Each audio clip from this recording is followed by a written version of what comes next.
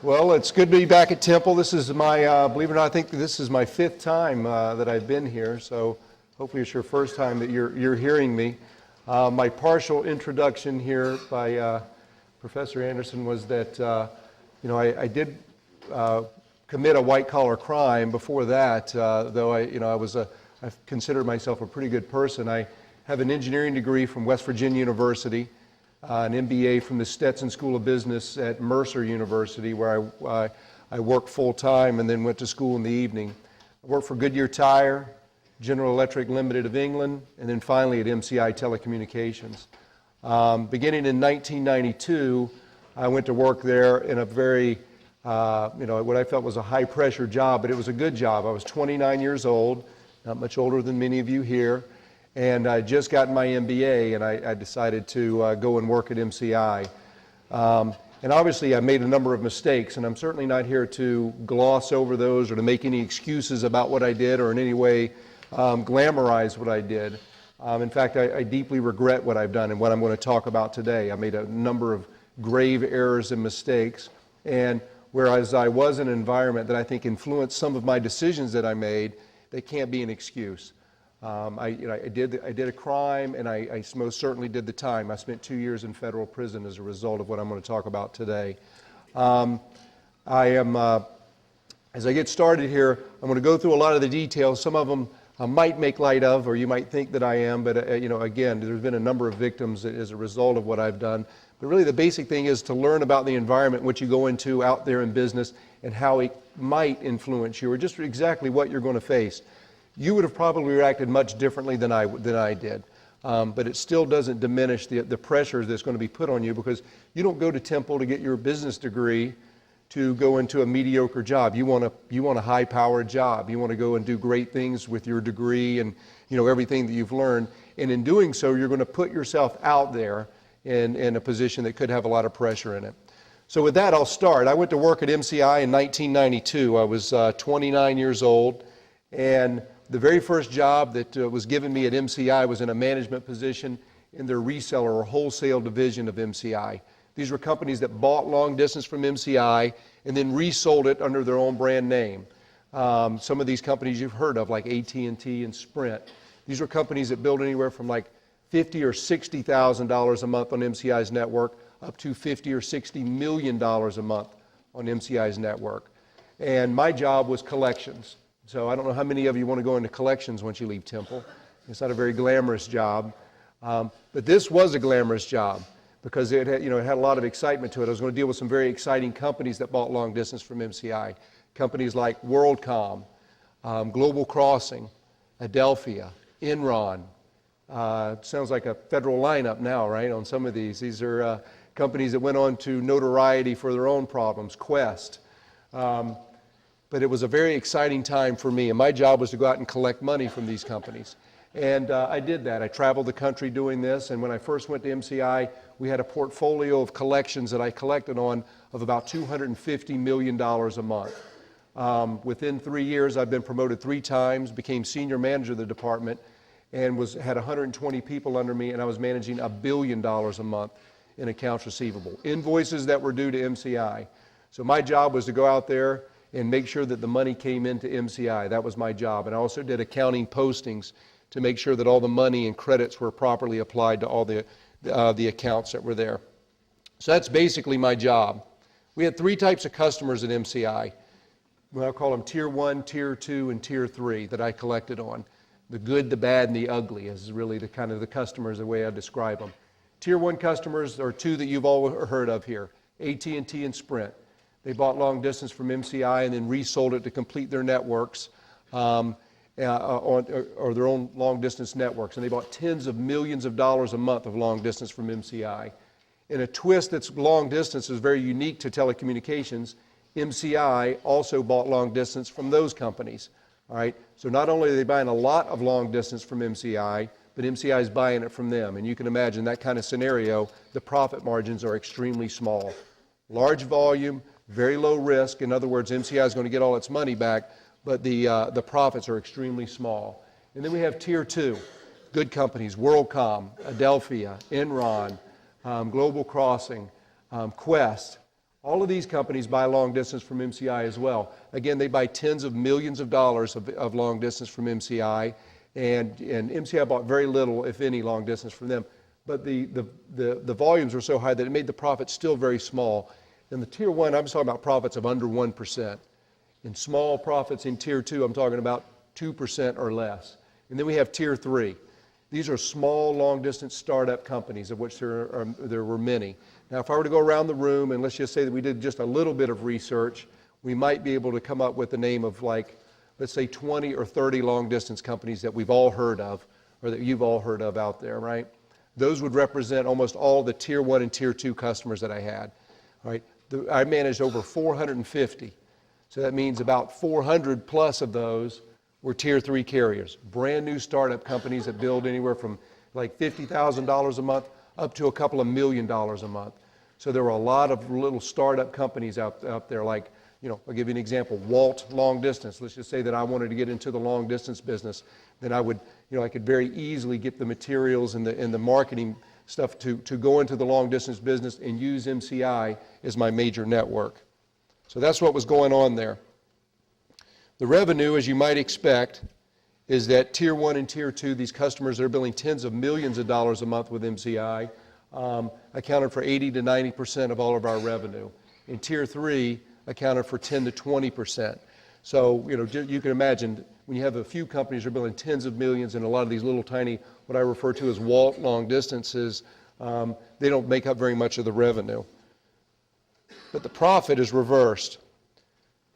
On the profit side, you had a large number of, you know, all the profit was coming from this small group of startup long distance companies. I'm going to talk about what the risk is involved in some of those. But a lot of our profit was coming from there. Now, many of you, when you go out in the business, you're going to start off in you know, maybe as a staff position and work your way into middle management.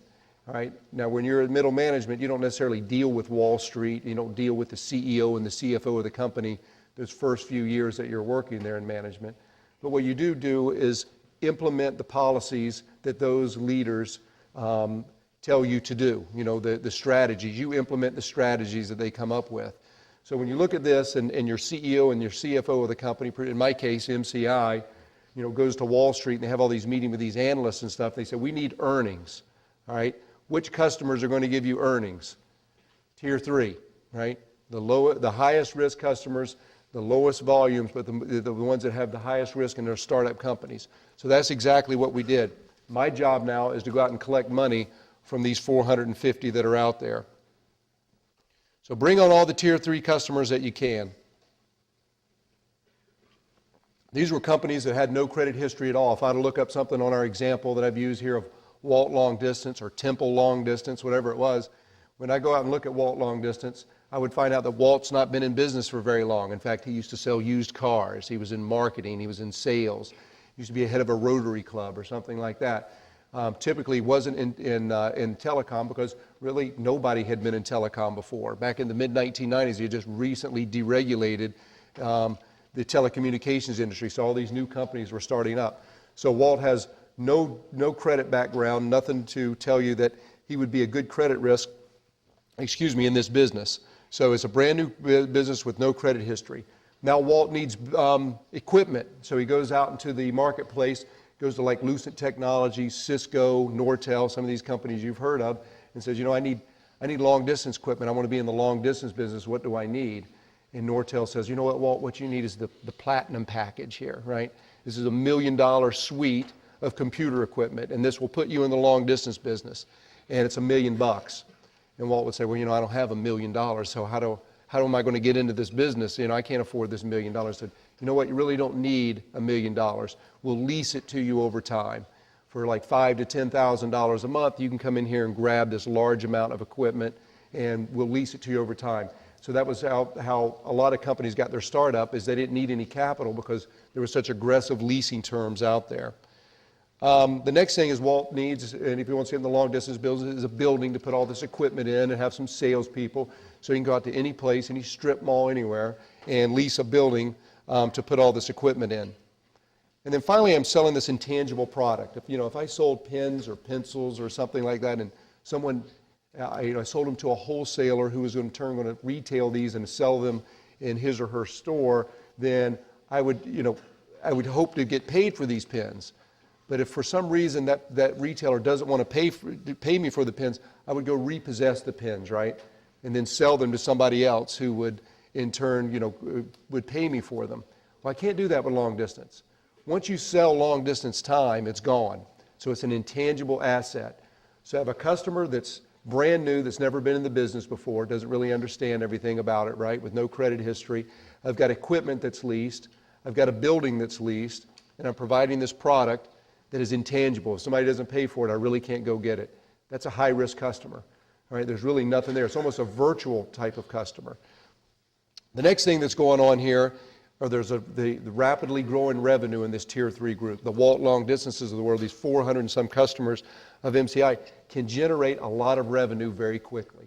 The first thing that they did, particularly in the mid-1990s, were develop these debit or prepaid calling cards. This is just my hotel key, but a lot of, if you see these on campus, you go to Walmart or something, right, for $20 or $30, you can buy long distance on a card, you dial a 1-800 number and you put in a PIN code, all right? Those were just coming into prominence, and a number of innovative small companies developed this idea, or really, I wouldn't say they developed it, but they're the ones who made the most unique applications for it. And they particularly use these in international calling plans, the ability for people to call back to, internationally for whatever country that they were from. Became very, very prominent. And finally, 900 business was really huge, even at MCI. Pornography, gambling, fortune telling, right? Miss Cleo. Everybody heard of Miss Cleo? All right, well, somebody's got to carry Miss Cleo's phone call. All right, it's not going to be necessarily MCI directly. They don't want to be associated so much with pornography and gambling and fortune telling, right? So MCI wants to put a barrier between itself and its fine name in some of these less desirable businesses, which are very, very profitable, right? Let's keep it clean here. We'll stick with Miss Cleo. Miss Cleo wants to tell your fortune for $3 a minute, right? Somebody loves you or doesn't love you, and you're going to pay this money for that. Well, Miss Cleo, somebody's got to carry that phone call. So Walt Long Distance has a contract with MCI, and he allows Miss Cleo on this network to complete that phone call, and he charges Miss Cleo 15 cents a minute, all right? MCI charges Walt Long Distance 10 cents a minute. MCI's underlying cost is under a penny. All right, so even though we're talking about pennies here, we're talking about profits in that case of over 1,000%. In many cases, MCI made a lot of money off a lot of these small sorts of long distance companies with profits of over 100%. Now earlier I described to you Tier 1 and Tier 2 customers, right, where our profits were like 1 and 2%. Right? This is a customer with over 100%. You can see the attractiveness of bringing that kind of customer on and having them on a network, and such a small amount of that revenue drove such a very, very large amount of our profits. Now some of you, we haven't even graduated yet, but I think you can answer this. What kind of people do you think are in the 900 business? You think those are like good business people? This borders on organized crime for the most part. They're not very good business people. And what we started to find among Tier 3 customers, particularly as we started into 1995, was that a number of them weren't paying their bills to MCI. It became a bit of an enticement for them to grab the money. And I've put together a little example up here. We have the MCI is obviously the holder of the network. They sell to Walt Long Distance, the reseller, $1 million worth of long distance. And Walt, in turn, really just goes out and resells that long distance as best he can. And let's say that he sells it for $1.4 million, a markup. All right. Then down here I have a little accounting income statement where you have sales of 1.4, cost of sales of $1 million, and expenses of $260,000. All right. At the end of the month, Walt has $140,000 a month in profit, paid everybody, and that goes directly into his pocket. I don't know about you, but if I was an entrepreneur, I'd like to have that kind of a business where I could make $140,000 a month. And this was very real. These were a lot of different companies were able to put this kind of money into their pocket. The enticement, however, became for the Walt Long Distances of the world that $1.4 million that was sitting in the bank. Why do I want to give that to MCI, all at one time? Why can't I use a little bit of that money for some personal, for a little bonus or for some equipment that I need or a vacation that I want? And that enticement of that $1.4 million became something that the resellers could not overcome, and they couldn't keep their hands off of it. So what happens is MCI provides usage during January, right, and during the month of January. We send out an invoice in February, and then in March, 30 days later, that customer is supposed to pay their invoice. Well, instead of paying me in March, now they started paying me in April. All right, you know what that's like? That's like taking $1 million loan from MCI. That's exactly what they were doing. They started paying later and later, and then from paying it 60 days out, they would move it to 90 days out, their payments since the receipt of their invoice. So it kept getting further and further out. Millions of dollars are being, in effect, loaned to these companies, and they start paying MCI back. So it became a problem. One company that I mentioned in this was a company called Caribbean Telephone.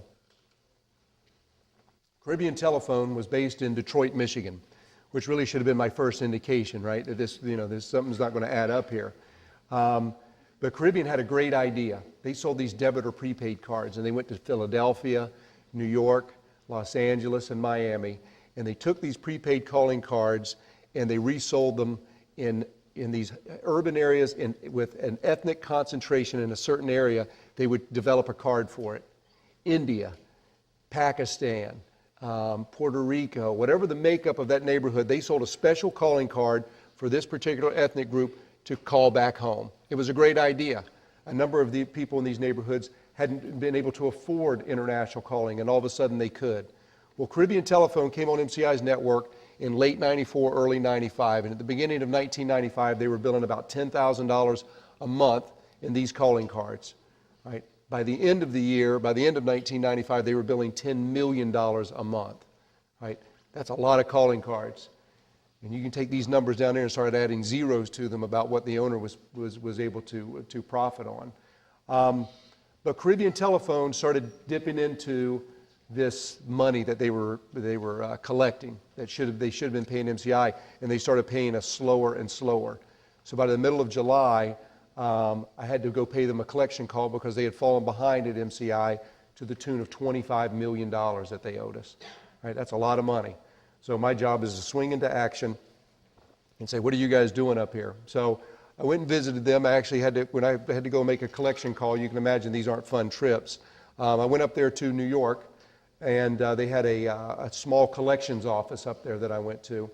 Like I said, they were based in Detroit, but they had field offices. So I went to their field office in New York, and when I walked in, the owner met me and handed me a check made out to MCI for a little over $2 million. And he said, here, Walt, here's $2 million toward the 25. And I said, well, that's great. We need another $23 million. I mean, it seems absurd, but I was there trying to collect as much as I could. And he said, well, I'll get the other money to you. I'm falling a little bit behind, but I'm working hard. And you know what? You're here on a good day. I want you to come back into the back, and I'm going to show you, some of the collections that we just got, the operations that we're doing here. And so I said, okay. Now remember, this field office that I'm describing is really a pretty much an apartment in Lower Manhattan. Right? It's not like an office like you think. I mean, there are people walking their dogs and stuff down the halls here. So I go into this back room where this guy has told me that the collections have been coming in, and in the back room is a conference table, and on the conference table is about $2.5 million in cash. And then there's counting machines in the corner, and they're taking all this money and sticking it in these counting machines and wrapping rubber bands on it and throwing it in duffel bags on the floor. And I'm thinking to myself, this doesn't look really like a phone company here. This is kind of looking like a crack house or something. This is, where's the little blinking lights on the computers and, the people running around with little headsets on that make it look like a phone company. And so it was disturbing. How is that money going to make it back to Atlanta? And which is where my home office was. How do I, why does this guy owe me so much money, $23 million? And what's happening to all this cash? I'm just here in New York. What's going on in Miami and Philadelphia, Chicago, Los Angeles? Where is all this money going to? Who's tracking all this money? It's an extremely difficult thing to do, is to track cash. Well, I left there with the best of promises that I was indeed going to be paid, or MCI was going to be paid. And they kept falling further behind. And then about a month after I left there, I had an envious MCI salesperson, of which there were many. And he comes into my office and he says, you know what, Walt, I was just in New York and I bought this calling card at a convenience store, and it says Caribbean Telephone announces this new rate to India of 40 cents a minute. And I said, well, wow, that's a pretty good rate. And the guy was like, yeah, I know it's a great rate. I mean, why can't my customer get 40 cents a minute? or something lower so that they can sell their cards. They can't compete against Caribbean Telephone. What are they buying it for MCI for? And I said, well, you know what, that's a good question. If they can sell it at 40, what are they buying it from MCI for? So I looked in the contract for Caribbean Tel, because I don't know all the countries. They were selling it at 40, they were buying it from MCI at 80. All right, they're not going to make this up on volume, right? If you're buying it if you're selling it for 40 and you're buying it for 80 cents a minute, the only thing that you can be really doing is stealing it, right? And if you have a calling card that's just a piece of plastic, if you just look at this as a piece of plastic that cost about a penny, and you sell it on the streets of Manhattan for $40 or $50 a pop, and you don't pay for the underlying long distance, that's a heck of a profit. And that's what Caribbean Telephone was doing. What they had told me after I found out about this is that they were hoping that they would get a lower rate from MCI, but they were constantly just pricing below the market. I'm going to come back to Caribbean Telephone in a moment, but what I will say is by October, November of 1995, later that year, they had outstanding invoices with MCI of about $100 million. So it got worse. Remember, they were a very profitable company for MCI. Other customers that I went to visit, I found mailboxes, etc. I found addresses. Well, I didn't find anything, and the address didn't exist. Laundromats, shared sorts of facilities. I mean, these really didn't look like phone companies. It became increasingly more difficult for me to collect the money at MCI. The thing that I did do was, that's hard in just a brief time, is to tell you how hard I worked to do the right thing when I was at MCI. We put customers on payment plans. Let's just say, Walt Long Distance was billing $50,000 or $60,000 a month, and he's fallen a little bit behind. And I might say, you know what, Walt, pay your current invoice of $50,000 and throw in another $10,000 until you catch up over the next 4 or 5 months. I'll let you do that. It's called a payment plan. Probably some of us have had to go on a payment plan sometime, or when you're, some job, you'll see people that have to catch up on a payment plan. So that was part of my job, was to negotiate those. If the amounts were much larger, I might go to Walt and say, you owe us $1 million. And I know that's going to take you a little bit of time to pay that off, but we've got to start bringing your account more current. So I'm going to allow you to pay this off over the next 2 years. In order to do that, I'm going to take everything that you owe us on an accounts receivable and put it on a promissory note to MCI. So you'll pay your current usage to MCI, plus you'll pay this note payment, just like a car note, over the next 2 or 3 years, charge a nominal interest rate. What I was doing there really, though, is taking a current accounts receivable that's an asset on MCI's books and transferring it to an asset on MCI's books as a debt, as a payable, excuse me, to MCI of a note over a period of time. Again, I'm going to come back to that a little bit later. But usually I would do that if the note was big, or if the amount of the customer owed us was large, like $1 million or $2 million. I could ask for deposit or collateral. I explained to you earlier that many of these customers didn't have anything in the way of assets. So I would go to them and say, do you have a certificate of a deposit in the bank? Do you have a big house? Do you have a car collection? Whatever it was, is there something that I could grab a hold of in the event that you default on your payments to MCI, some sort of collateral, of which there was always very little. Payment in full.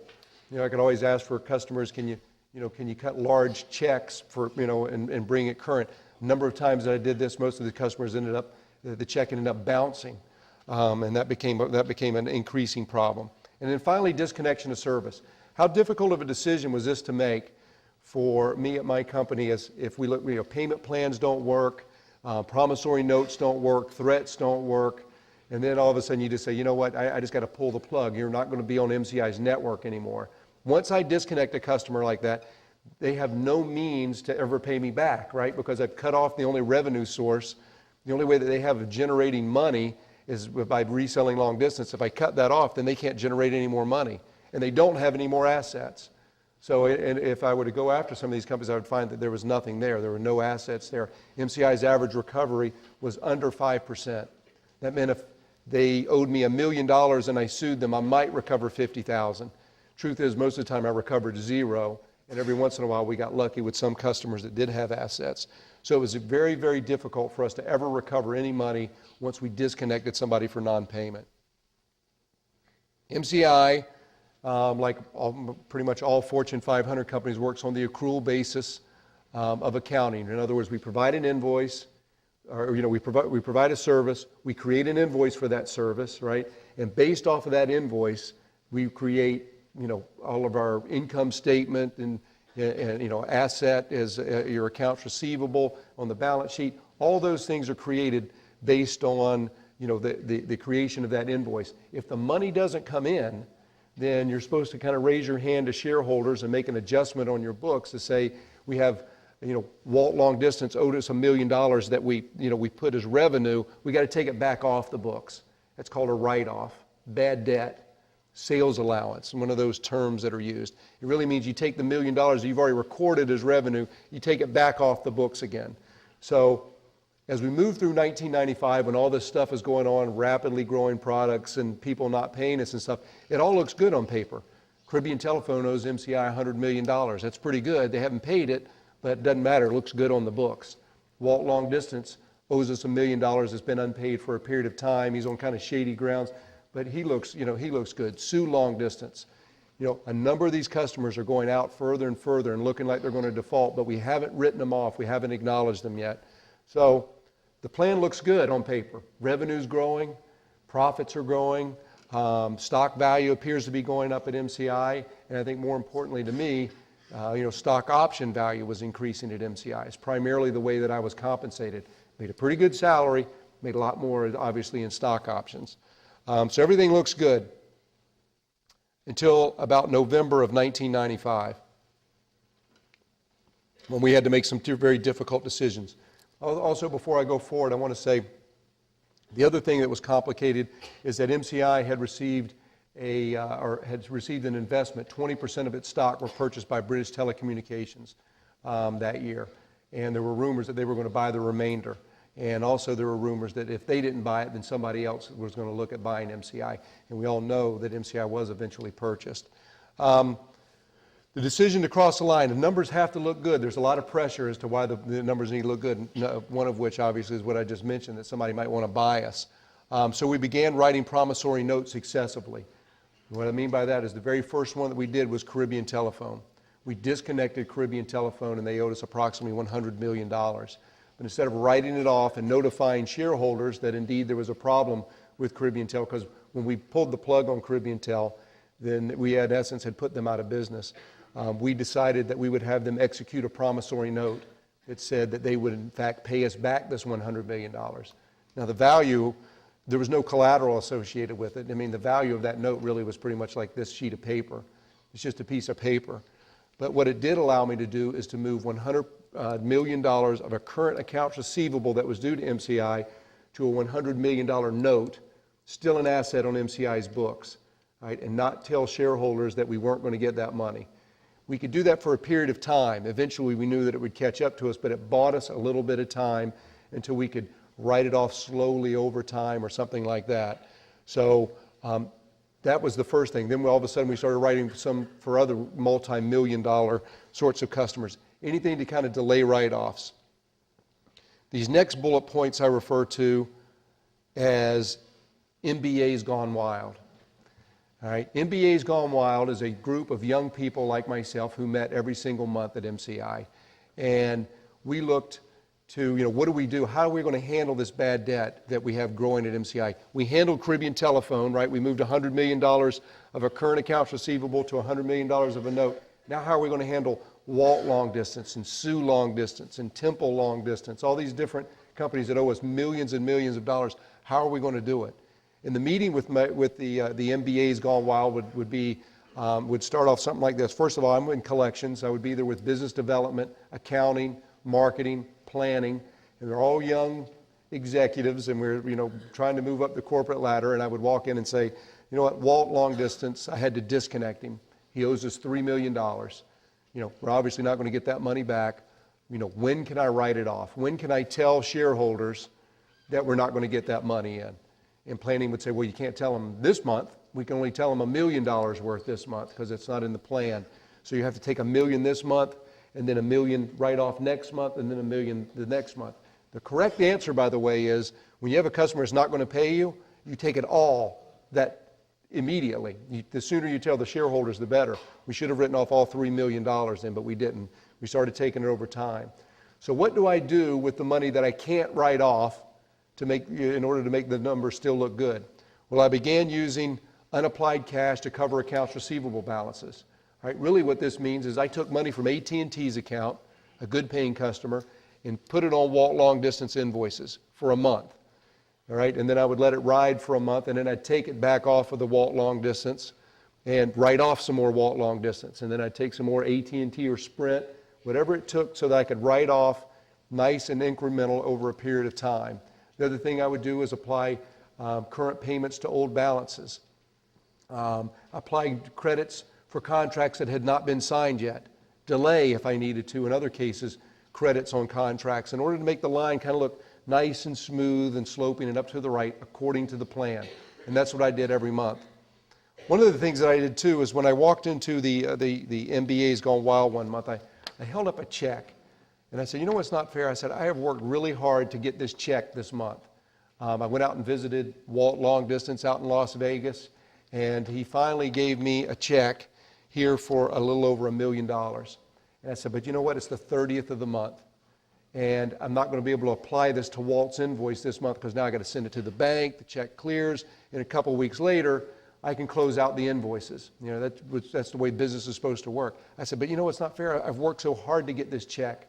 I said, what I need to make the books look good is an accounting code that says the check is in the mail, that allows me to take a check that I have in hand and say, Walt long distance has paid his bill, wait for the check to clear 2 weeks later, right?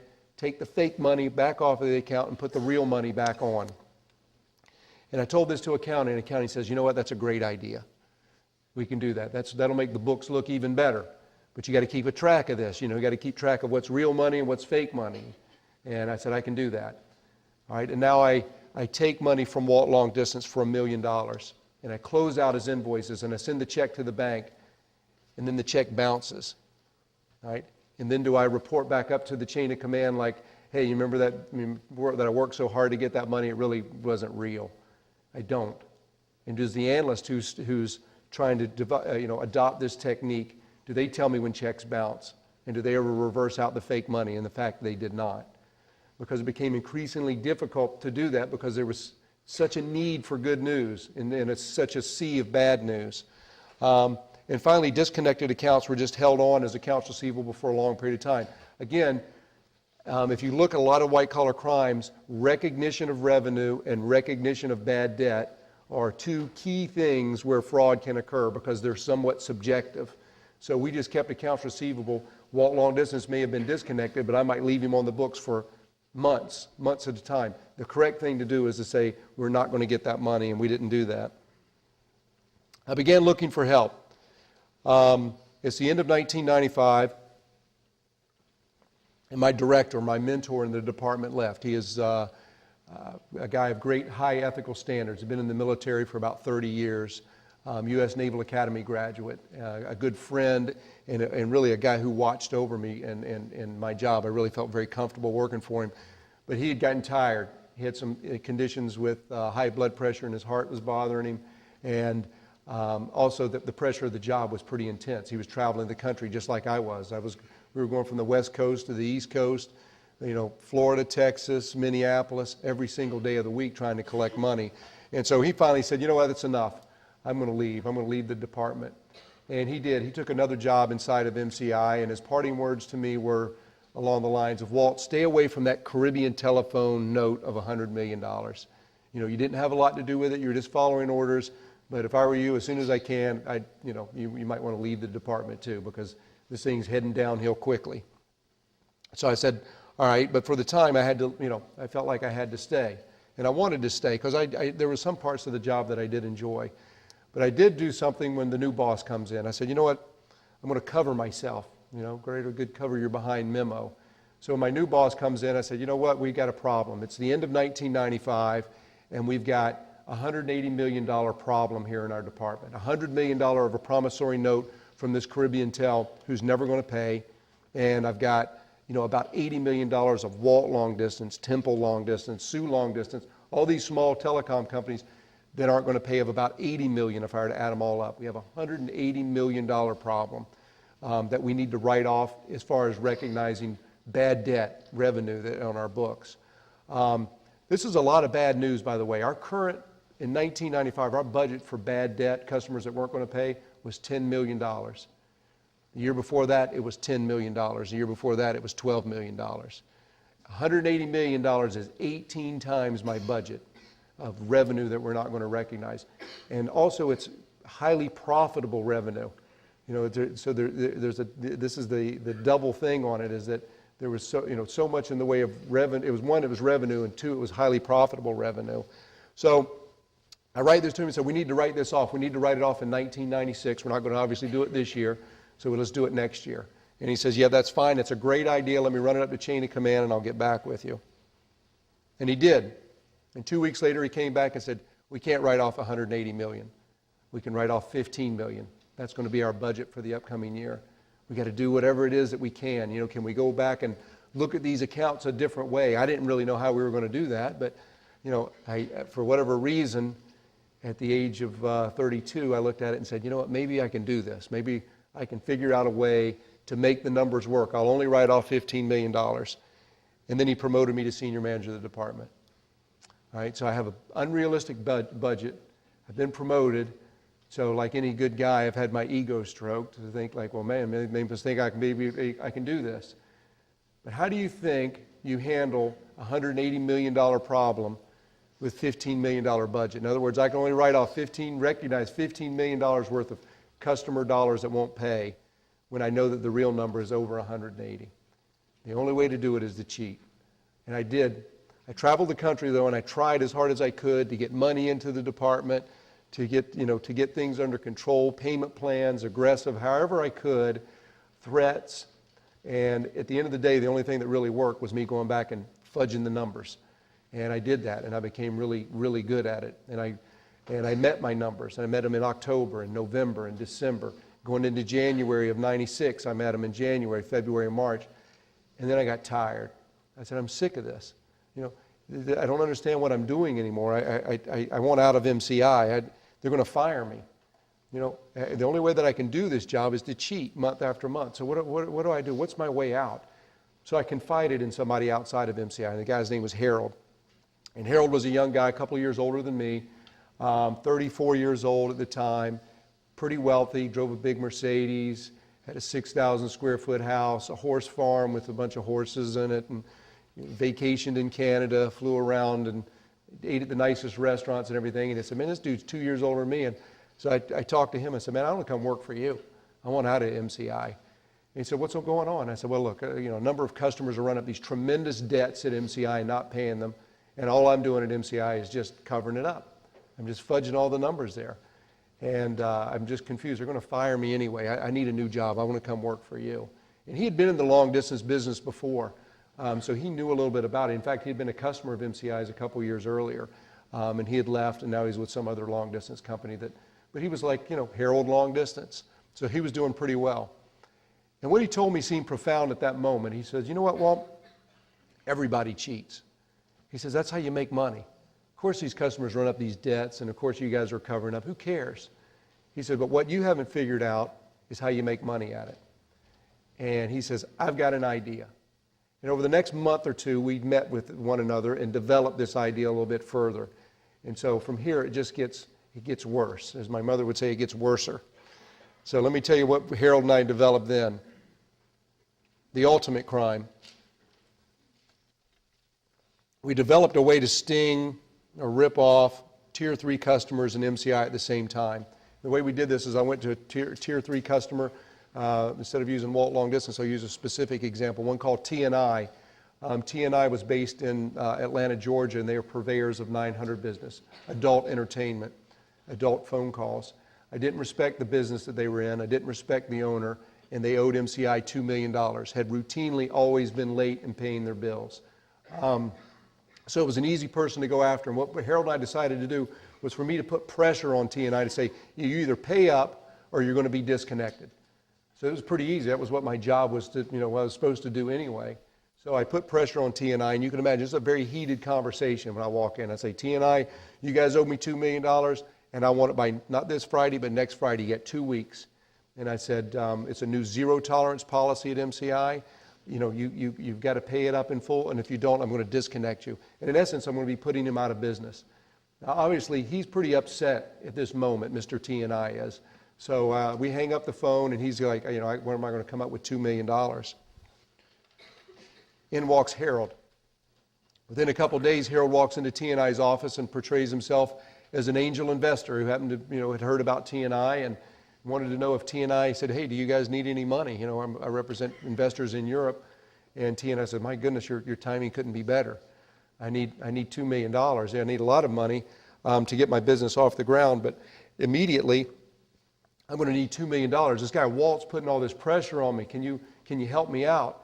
And Harold says, I think I can. Let me send some auditors in and look. We'll look at your books real quick, and I'll see if I can't put something together quickly. And Harold did. He sent legitimate auditors into their office, and they sat down and they looked at T&I's books and said, man, this dude is stealing money, Harold. I don't know what you're looking at investing this.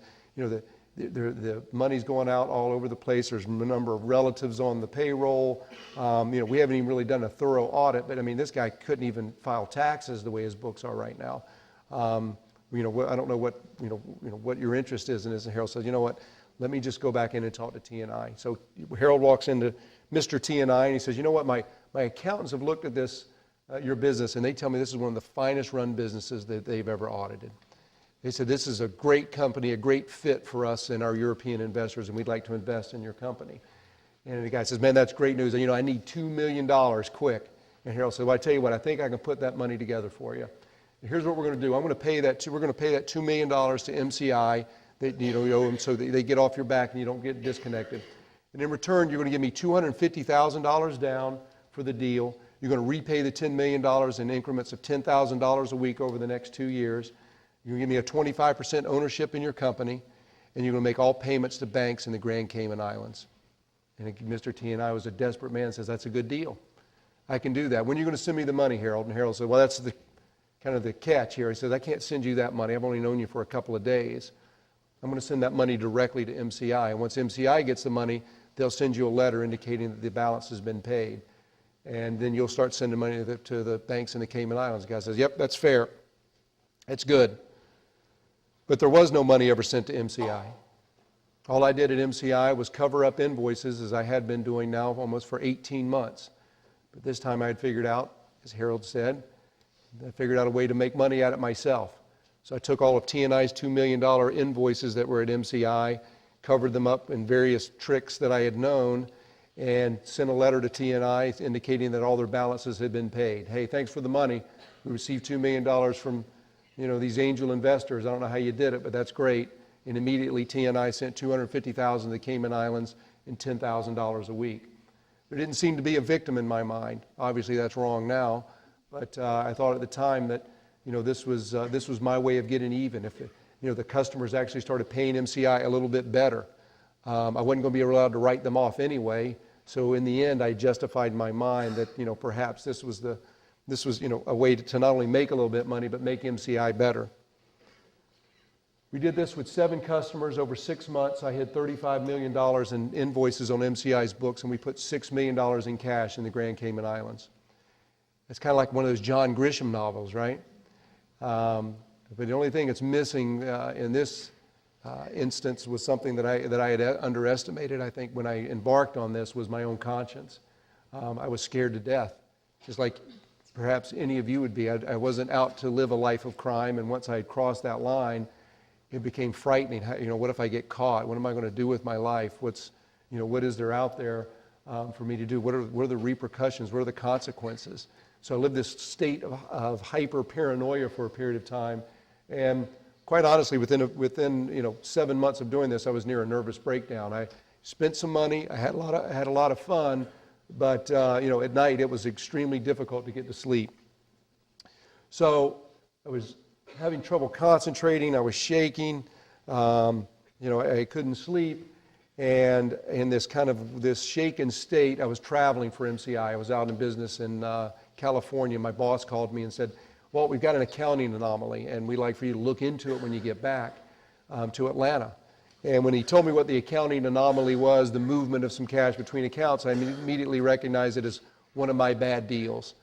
And I just said, you know what, I've been caught, but they just don't know it yet. I mean, because he wasn't calling me as a suspect then, he was calling me to help out and look into this, and I couldn't lie. You know, I couldn't do it again. I just said, you know what, I don't know what I'm going to do here, but I decided that I would quit. So I told my boss that I quit. I'm not coming back to work anymore. Now, obviously, I would think that this was going to make things go away, but it made things worse because I just wanted it to be over with. But within, a couple of weeks, they were trying to make me come back to work at MCI. He said, hey, we just need you to come back and work, and we can work something out. But instead, they launched an internal investigation because they started talking to customers about what was going on at MCI, and they started having discussions with customers about Cayman Islands and stuff like that. So anyway, after that, the FBI starts to get involved. So now my strategy of just leaving the company and quitting was not working out too well. I'm kind of being followed by the FBI. My phones are being tapped. I have people that are showing up to visit with me that are wearing wires, recording conversations and whatnot. So it's not a very good life to be living. And it took me a while to kind of come to grips with what I had done, but I needed a way to put this behind me. So from 1997 until 2000, I kind of lived the life, I wouldn't say on the run, but under suspicion and being questioned by authorities and whatnot. But I had to find a way to put this behind me. And so I decided that I would turn myself in and plead guilty. I will say that it took me about 3 years to come to terms with this. I mean, I don't think that I really wanted to pay the ultimate price of going to prison. I mean, the only thing I knew about prison before going was, Cool Hand Luke and Shawshank Redemption, right? So, and the fact that I was blonde didn't help out matters either. I didn't think I would sell too well when I was in there. So I was afraid. But I did admit to wire fraud, money laundering, obstruction of justice, received a 41-month sentence in prison. It was reduced by my participation in a drug and alcohol abuse program. I was in Jessup, Georgia, and then finished my sentence in Edgefield, South Carolina, with a brief stint in between at the Atlanta Federal Penitentiary. So it was a very painful experience. But in October of 2000, as I was pleading guilty, something else happened. I picked up the paper and I looked at the headlines. There wasn't even a headline. It was in the back of the Wall Street Journal. It said MCI, which is now part of WorldCom, which it had been taken over by that time, announced a one-time write-off of $685 million of bad debt associated with the carrier division that I once headed. And I thought to myself, I know what that is. I mean, I was there. I mean, I wrote about that same problem years ago, and it was a $180 million problem. Now it's a $685 million problem. And they wrote it off, finally. All the bad debt that was out there, the Caribbean Tells and whatnot. And I said, maybe that's how you do it. That's how you just kind of wait for a convenient time to get it done. And, I thought to myself as I was going to prison, if I'd have just stayed at MCI, things may have worked out better for me, not done anything, obviously, with Harold, which was really wrong. But that isn't how you do things. And shortly thereafter, a shareholder lawsuit was filed, and then an SEC investigation was begun. And then they found other multi-billion-dollar fraud that we all know is the eventual meltdown of MCI WorldCom. I'm very fortunate to be able to do what I do. I got into this business, I would say a business, but I got into speaking while I was still incarcerated in prison. The FBI agent who worked on my case, I guess the guy who arrested me, he and I had become friends over several interviews. And with 6 months left in my prison sentence, he allowed me to address 300 FBI agents and U.S. attorneys at a conference in Los Angeles. So it got me out of jail for 3 days to go and do that. And shortly thereafter, they introduced me to a guy named Frank Abagnale from, I think you guys know him from the movie Catch Me If You Can. And he was teaching FBI agents about his own experiences, and I, in turn, started teaching FBI agents about my own experiences related to accounting and how I did move things around and whatnot. So I've been able to turn it around. I've tried to find a job, but it's been extremely difficult, as you might imagine. But it's a real privilege to be here at Temple again. I want to leave just a little bit of time for some questions and answers. I know we got into class a little bit late. But if I could, I'd like to open it up just for a few questions so that we can I answer pretty much anything. I know we have a big crowd here. So, what happened to Harold? Thank you. It's always usually the first question. Everybody wants to see Harold get busted, I think. What happened to Harold? Harold was a Canadian citizen. He was here on a green card at the time. I pled guilty a few weeks before he did. I went to him and told him that I was going to go turn myself in. I had spent a lot of money on legal fees and whatnot from civil litigation and criminal.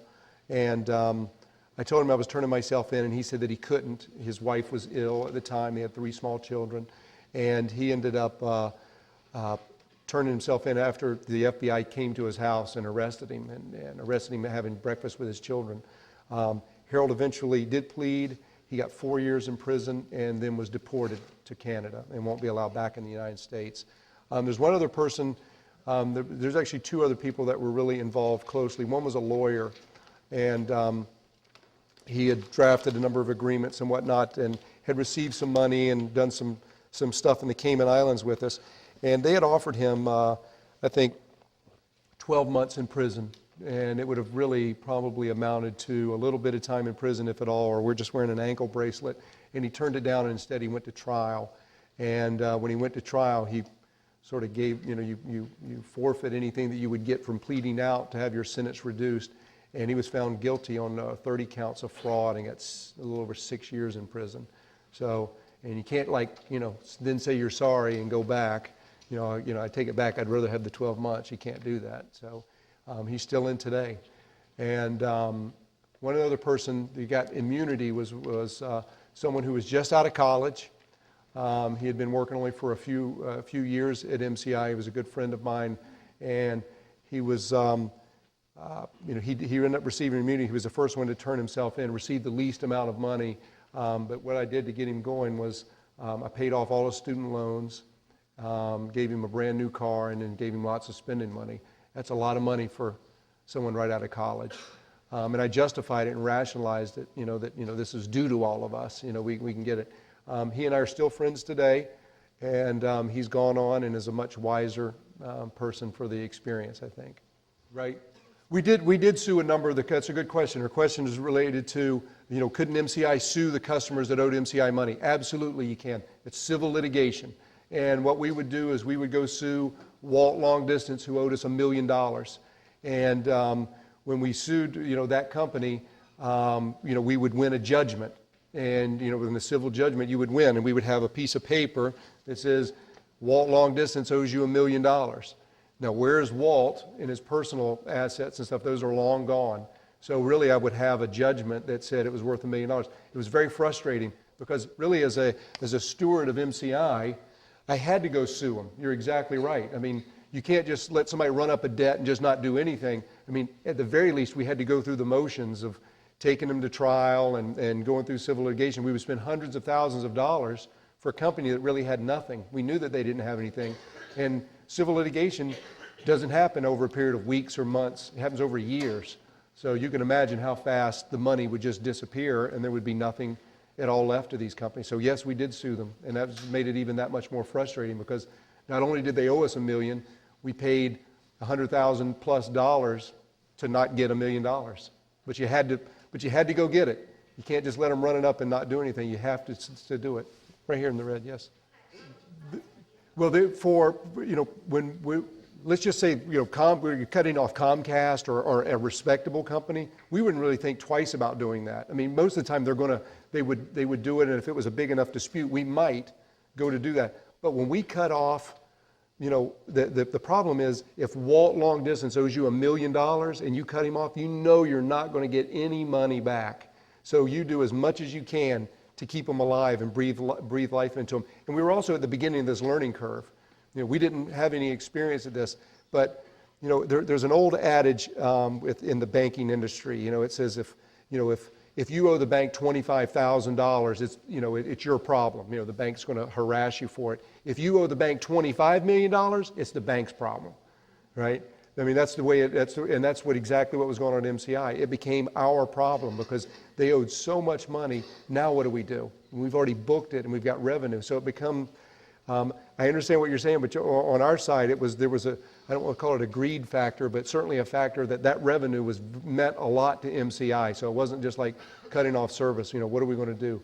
Where do we make up for this? Right here.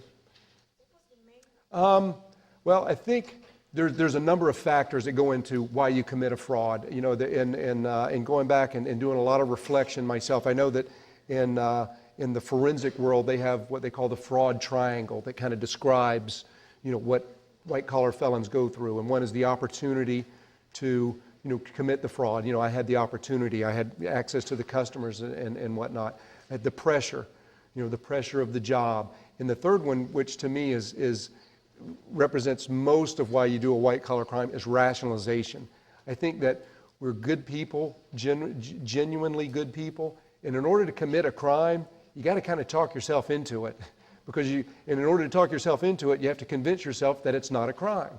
And that's exactly what I was going through. And the pinnacle of rationalization is that I won't get caught. You know, and if you are certain that you're not going to get caught at anything in your life, you know, that becomes an enticement that you might want to try to do it.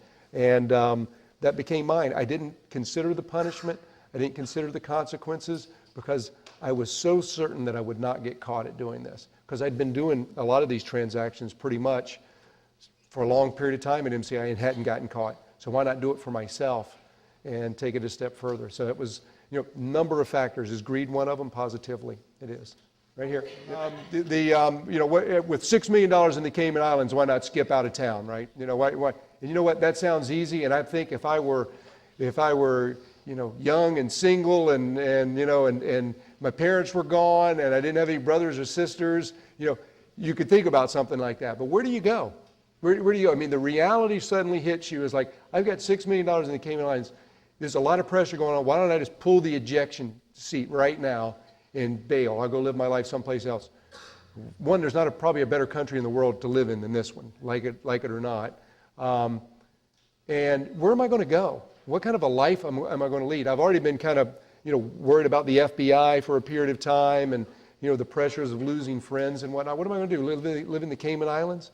Yeah, it's nice for a week, a vacation, but is that where you want to live? And nothing against anybody that might be from the Caymans in here, but that's not where my family is. And I'm married. I've got 2 children. You know, my parents. You know, and all of a sudden, as I said earlier, you know, this rationalization of what's going on, it sort of hits you as like, well, you're really not a very good escape plan here. You know, what am I going to do? Tell my wife and kids, hey, we're going to move to the Cayman Islands, and by the way, the best way for us to live is to not have any communication with your family for the rest of our lives. They can't see their grandparents, you know, uncles, aunts, everything goes away. But we got $6 million, so everybody should be happy. I think you can kind of see the flaw in that when you know, once you carry it to an end. I mean, did I think about it? Positively. But it doesn't, after a while, it takes just a very short period of time to realize it's not practical. Well, you know, the first question is, did we recorded a lot of profit on those accounts? That's the first thing. You know, how much profit did MCI record on these tier 3? Well,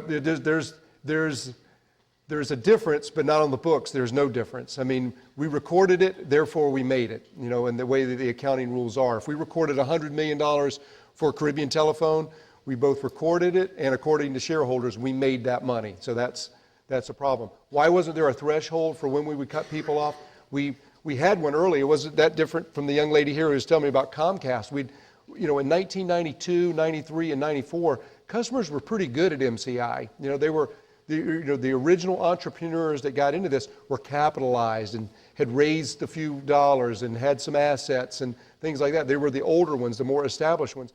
And very few of them we ever disconnected. It was very rare that we would do it. And if we did, we cut them off very early, and the amounts of money that they owed us was very small. But with the advent of these wildly growing products like the debit or prepaid calling card, we never had a customer who could bill millions of dollars. And really, when you start putting someone on your network or allow them access to your network, you can't really control the number of calls that go over these pipes that they have, you know, with access to the network. So we had no mechanism to control it. We didn't think there was a need.